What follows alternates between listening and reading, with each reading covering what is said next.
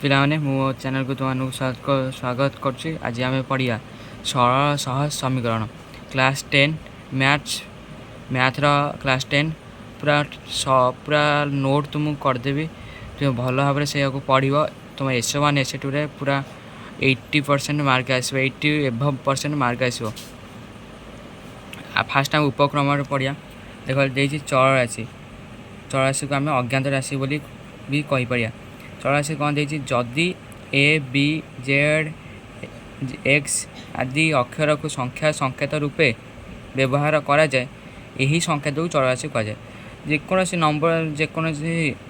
ଅକ୍ଷରକୁ ତୁମେ ନେଇକି ସଂକେତ ନେଇକି ରୂପେ ବ୍ୟବହାର କରିପାରିବ, ତାକୁ ଚଳରାଶି କୁହାଯାଏ। ତାପରେ ଦେଖିବା, ଏହା କୌଣସି ନିର୍ଦ୍ଦିଷ୍ଟ ମାନ ନଥାଏ। ଏହାର କୌଣସି ନିର୍ଦ୍ଦିଷ୍ଟ ମାନ ନଥାଏ, ତ ଏହା ପରିବର୍ତ୍ତନଶୀଳ ଅଟେ। ଯୁଗ୍ମ ସଂଖ୍ୟା 2n ଅଟେ। ଏହା ଯୁଗ୍ମ ସଂଖ୍ୟା 2n ଅଛି। nର ମାନ 1 2 3 4 ଏମିତି ଅସଂଖ୍ୟ, ଏହାର ଯୁଗ୍ମ ସଂଖ୍ୟା 2n। ତା ଆମେ ପଢ଼ିବା ଧ୍ରୁବକ ସଂଖ୍ୟା। କ'ଣ ପଢ଼ିବା ନା ଧ୍ରୁବକ ସଂଖ୍ୟା ପଢ଼ିବା। କନଷ୍ଟାଣ୍ଟ ନମ୍ବର, ଏହା ଅପରିବର୍ତ୍ତିତଶୀଳ ଅଟେ। ଏହା ପରିବର୍ତ୍ତନ ହେବନି, ପୁରା ଅପରିବର୍ତ୍ତିତଶୀଳ ଅଟେ। ଏହା ନିର୍ଦ୍ଦିଷ୍ଟ ମାନ ଥାଏ। ଏହାର ମାନ ନିର୍ଦ୍ଦିଷ୍ଟ ଥାଏ। ଯେମିତି 5x ଦେଇଛି ଏଠି, ପିଲାମାନେ ଦେଖିପାରୁଥିବ। ଏଠି କ'ଣ ଦେଇଛି? ଏଠି ଦେଇଛି 5x ଦେଇଛି ତୁମମାନଙ୍କୁ। 5xର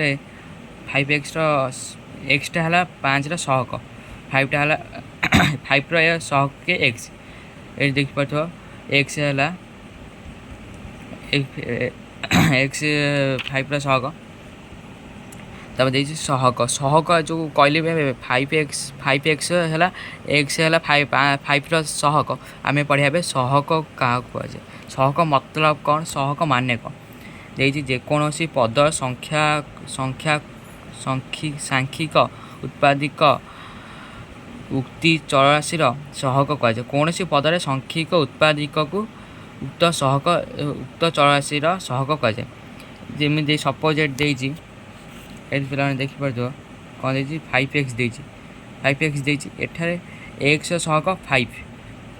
ଏଠି ଦେଇଛି -3/2 x ସ୍କୋୟାର।